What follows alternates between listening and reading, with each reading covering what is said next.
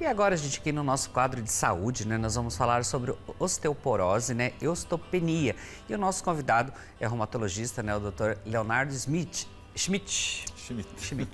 E ele está aqui ao vivo com a gente para tirar nossas dúvidas de vocês de casa também, que podem participar com a gente através do nosso WhatsApp, que é o 4599254747. Boa tarde, doutor Leonardo. Bem-vindo ao nosso Ver Mais. Então, doutor, eu queria que o senhor começasse já explicando para a gente a diferença, então, da osteoporose à osteopenia. Tem diferença entre as duas ali, né? Isso. A gente diz que a osteopenia, ela é uma parte do mesmo espectro da mesma doença. É uma fase que a gente diz intermediária. A gente tem, né, o exame normal da densitometriose, que é por onde fazemos o diagnóstico. Antes de passar direto para a osteoporose, quando a pessoa vai perdendo a massa óssea, ela tem essa faixa intermediária, que a gente chama de osteopenia ou baixa massa óssea. Mas faz parte do mesmo processo de evolução. Então, a osteopenia costuma evoluir, se a pessoa não tratar, para a osteoporose, que é uma doença que causa, como o próprio nome já diz, uma porosidade aumentada nos ossos, ou seja, os ossos ficam, de uma forma, assim, dizer, mais fracas do que deveriam estar. Então, ele fica mais poroso, como se fosse, eu sempre gosto de dar fazer esse comparativo como se fosse um queijo suíço com mais buraquinhos dentro. Então, ele fica com uma porosidade aumentada em relação ao osso normal. Então, doutora, a osteopenia ela seria o começo ali, então. Por isso que é importante até falando dos exames lá, então, começar antes para fazer o tratamento para não chegar a uma osteoporose, né? Exatamente, é uma fase intermediária. Então, a pessoa deve já buscar um diagnóstico precoce e muitas vezes, mesmo nessa fase da osteopenia, a gente também precisa instituir o tratamento conforme algumas indicações clínicas, fatores de risco também. Então, o fato de estar com osteopenia já é como se fosse um pré, né, uma pré-doença, entre aspas, assim, né, antes de chegar ali na osteoporose propriamente dita. É um prenúncio de evolução de doença. E o que pode causar, doutora, a osteoporose e a osteopenia? O que são os causadores? Então, a gente tem vários fatores de risco conhecidos hoje. Um deles é a própria etnia, né? São fatores que a gente não consegue mudar, por exemplo. Tem indivíduos de descendência, por exemplo, dos caucasianos, que são aqueles indivíduos de descendência europeia, mais para o norte ali da Europa, né, que a gente chama de caucasianos, os asiáticos também. Então, são fatores genéticos mesmo que estão colocados ali, então a gente não consegue mudar. E tem uns fatores que a gente consegue intervir. O sedentarismo, por exemplo, é um fator de risco, então a pessoa muito parada, que não faz atividade física ou que nunca fez atividade física a vida inteira, é um fator de risco. O tabagismo, o cigarro também, não é só para o pulmão que o cigarro faz mal, então também aqui nesse caso da saúde óssea também, o cigarro, a bebida de álcool em excesso também, tudo isso são fatores de risco. Alguns medicamentos também que a gente utiliza também podem aumentar o risco, aumentar a chance de perder a massa óssea ao longo do uso desses medicamentos.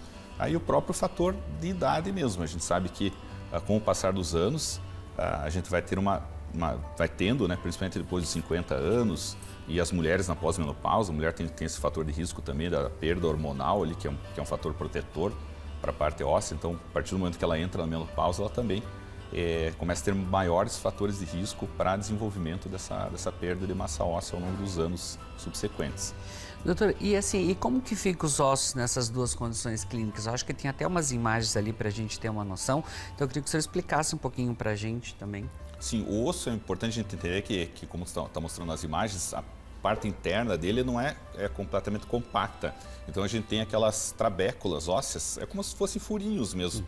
E ali dentro fica o que a gente chama de medula óssea, que é o local onde é formado as células do sangue. Então todos os ossos a gente vai ter essa medula óssea. Alguns ossos a gente tem uma parte maior, que a gente chama de osso trabecular. Ali é um exemplo de uma coluna, como se tivesse cortado a coluna, serrado ela no meio para ver a parte interna. Então ali no meio a gente vê um osso normal e a parte de baixo ali, a vértebra mais embaixo, ela tem, nota que ela está mais, como se tivesse mais buracos, mais espaços em relação ao osso de cima ali, a vértebra de cima. Então ali a gente sabe que a gente consegue medir essa densidade do osso por meio de um exame que é chamado densitometriose. A gente consegue aferir qual que é a densidade desse osso, a densidade real, e a gente tem parâmetros para saber se isso está normal ou se está nessa faixa de osteoporose ou osteopenia. Então, é como se fosse um queijo suíço mesmo que vai tendo mais espaços ali, porque a gente vai perdendo essas pontes, aquelas pequenas pontezinhas de ligação que a gente vê ali na vértebra, que está bem no centro da imagem ali, a gente vai perdendo aquelas pontes de ligação, então fica com uma área de espaço maior. Isso faz com que a qualidade do osso, a força do osso, fique diminuída, ou seja, um osso que fica mais propenso a quebrar. Só visualmente, você já olha ali, já dá para perceber que o osso de cima ele parece que está mais resistente do que o de baixo. Né? Se uma eventual queda, ou mesmo espontaneamente, às vezes o próprio peso do corpo ele começa a achatar essas vértebras desses ossos que estão com essa diminuição da densidade. Doutor, e como que é feito esse diagnóstico? O diagnóstico a gente tem duas maneiras. Basicamente, uma maneira clínica, que é quando o paciente tem uma fratura por uma queda banal, que é o que a gente não quer fazer, esse tipo de diagnóstico, porque daí já é, entre aspas, tarde demais, porque já tinha osteoporose, não descobriu e caiu, ou teve uma batida fraca e já fraturou.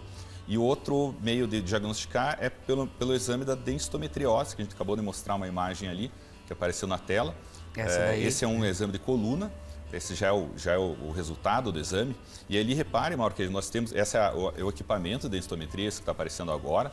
Repare que é um equipamento bem aberto, não é um equipamento claustrofóbico, como aquelas outras máquinas mais fechadas, tipo ressonância. Então, é um equipamento bem tolerável, assim, um exame bem tranquilo de ser realizado, você não precisa de grandes preparos para fazer o exame. E é um exame bem tolerado, bem rápido de ser feito. E através daquela outra foto que são as cores, ali é para ver o grau, doutor? Ali a gente vai ver o resultado do exame propriamente dito, quando a gente tem aquelas três cores, né? O verdinho, quando o resultado do exame aparece lá no verdinho, que a gente viu ali naquelas imagens, a gente vai ver que está normal. O verde é como se fosse um sinaleiro de trânsito, né? O verde é normal. Vamos trocar a foto ali, fazendo favor, colocar aquela do resultado, que é o coloridinho ali. Isso, tinha aparecido antes. Essa aí, ó. Daí, né, doutor? Então a gente vê ali que o verde, a gente tem um quadradinho, você consegue enxergar ali bem no meio da imagem, ali representa a osteopenia ainda, porque está no amarelo. E se o resultado vai para o vermelho, que é mais embaixo, aí é a osteoporose. A gente tem níveis ali, pelos números a gente também consegue identificar isso, né? Esse é um exame de coluna, a gente pode também fazer o exame da região do fêmur, aqui do fêmur proximal, do antebraço, né? Ali é um exame do fêmur, ó, aquela imagem ali que está na tela agora. Tá? Depois a gente pode também fazer aqui dessa região do antebraço, que são esses três locais válidos para a gente dar o diagnóstico. E também tem um exame que é o perfil da coluna, que a gente consegue ver aquelas fraturas vertebrais, que a gente chama de VFA. É por isso que a gente fala da importância também de fazer os exames, né, de ter esse acompanhamento, porque como a gente está falando, o diagnóstico precoce é fundamental para você fazer um tratamento e recuperar ali e não chegar à osteoporose, né? E doutor, e ali como que ocorre o tratamento, sobre o tratamento deles, como que funciona? Exatamente, o tratamento a gente vai dividir ele em tratamento medicamentoso, que são os remédios propriamente dito, e também é importante lembrar do tratamento não medicamentoso, que é o quê? Fazer atividade física, a pessoa largar, né, mudar os hábitos de vida que são maléficos para a perda de massa óssea, se é fumante, deixar de fumar o cigarro, reduzir ou evitar a bebida alcoólica, praticar atividade física, são tratamentos que a gente fala que não são medicamentosos, e os medicamentos. Habitualmente a gente sempre repõe cálcio com vitamina D, conforme, obviamente, os resultados, né, que a gente investiga nos exames de sangue. Então a gente tem uma meta para deixar, por exemplo, a vitamina D entre 30 e 60 no resultado do exame laboratorial, né? Não precisa deixar a vitamina D muito alta, isso aí é uma coisa que já está bem estabelecida. E também tem medicamentos que a gente utiliza, tanto medicamentos de comprimido, existem várias opções hoje para medicamentos, alguns deles são usados de forma semanal ou mensal, e tem alguns medicamentos injetáveis que são um pouco mais modernos. No caso, a gente tem o denosumab, que é uma injeção que faz embaixo da pele, que dura 6 meses. Tem outros medicamentos também que a gente faz na veia, diluído no soro fisiológico, que tem duração até um pouco mais longa. Então, tem várias opções hoje em dia para tratamento dessa enfermidade. E é importante lembrar também da importância, né, como se falou, do diagnóstico precoce, justamente para a gente evitar as sequelas de uma fratura. A gente sabe, hoje tem estudos mostrando, tem dados mostrando que uma fratura de quadril, por exemplo, no ano que sucede essa fratura, o paciente tem um risco até de mortalidade por outras causas, uma pneumonia, enfim, por ficar acamado ou, né, pós-operatório de cirurgia de quadril, tem um risco aumentado, chega até 20% em um ano após uma fratura de quadril. E a grande maioria desses pacientes que têm fraturas, eles vão ficar dependentes de algumas pessoas, ou de enfermagem, ou da família mesmo, vão ter algum certo grau de dependência depois dessa fratura, porque são fraturas complicadas que acabam prejudicando a mobilidade da pessoa e também aumentando o risco de outras complicações. Então é importante frisar que é uma doença silenciosa. Às vezes a pessoa, mas eu não estou sentindo nada, vou deixar para tratar daqui 1 ano, 2. Isso pode ser perigoso, porque se acontecer uma fratura, aí as complicações são muito sérias. Doutor, e sobre a avaliação de fraturas, como que funciona? Acho que a gente tem uma imagem aí também que fala sobre isso, né? Esse é um exame que a gente faz junto, a gente pode fazer junto com a densitometria, que chama-se VFA, que é a avaliação de fraturas vertebrais. Então ele serve para a gente visualizar as vértebras de perfil, para ver se tem alguma redução da altura vertebral, para que a gente possa também recomendar um tratamento mais específico para o paciente ou não.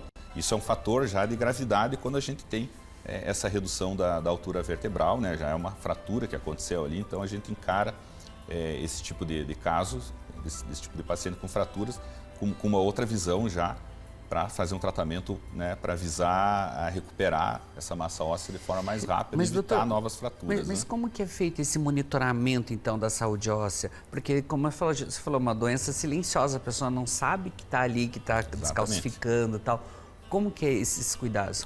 Então, normalmente a gente vai utilizar o próprio exame de densitometria óssea. Ali na imagem está mostrando a gente fazendo uma análise no exame de densitometria. A gente, de uma forma geral, quem tem osteoporose, quem está tratando, a gente faz esses exames de tempos em tempos. Em geral, uma vez por ano, para justamente fazer os exames comparativos. A gente consegue comparar como que estava no ano anterior e como que está agora. Por meio da própria máquina de densitometria, ela já vai dar um percentual ali de diferença do exame anterior para o exame atual, e a gente consegue ver se esse percentual é significativo ou não. A gente chama até, tem uma margem de, entre aspas, margem de erro, como se fosse nas eleições, né? A gente ouve muito falar nisso na época das eleições, nas pesquisas. Ali no equipamento a gente também tem um cálculo que a gente chama de mínima variação significativa. É um número que cada centro, cada serviço de densitometria deve ter o seu próprio, porque isso envolve tanto o médico que faz a avaliação, a técnica que faz o exame e também a própria máquina é avaliada. Então a gente tem esse número que é mínima variação significativa para cada região, tanto da coluna quanto do fêmur e do antebraço. Enfim, a gente consegue saber se aquela mudança foi significativa ou não. Ou se foi uma mudança que está dentro dessa margem, entre aspas, margem de erro, que nem a gente brinca aí da parte das eleições. Se ele estiver dentro daquele número, é porque o exame a gente considera como está inalterado. E se ele está melhor ou para baixo da margem, né, para menos, aí significa que está pior do que o ano anterior. Doutor, e assim, quais as consequências de uma fratura óssea por osteoporose? Porque quando fala osteoporose, osteopenia, a pessoa já imagina uma pessoa de idade ali.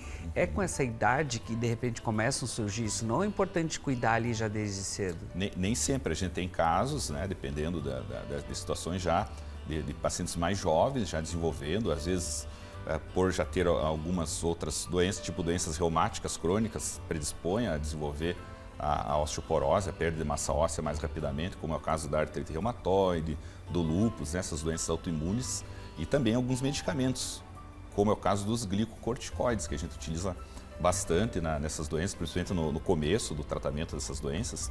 A gente precisa usar muito tempo, às vezes, de corticoide. Existem outros medicamentos também que fazem isso, né, faz a pessoa perder mais rápido a massa óssea. Então, não necessariamente vai ser um idoso. Lógico, a gente sabe que com o aumento da idade, a gente tem uma tendência já natural de perdendo a massa óssea, mas às vezes os pacientes mais jovens, né, na faixa etária dos 50 anos, 50 e poucos, 60 anos, já pode ter osteopenia, osteoporose sem estar sentindo nada.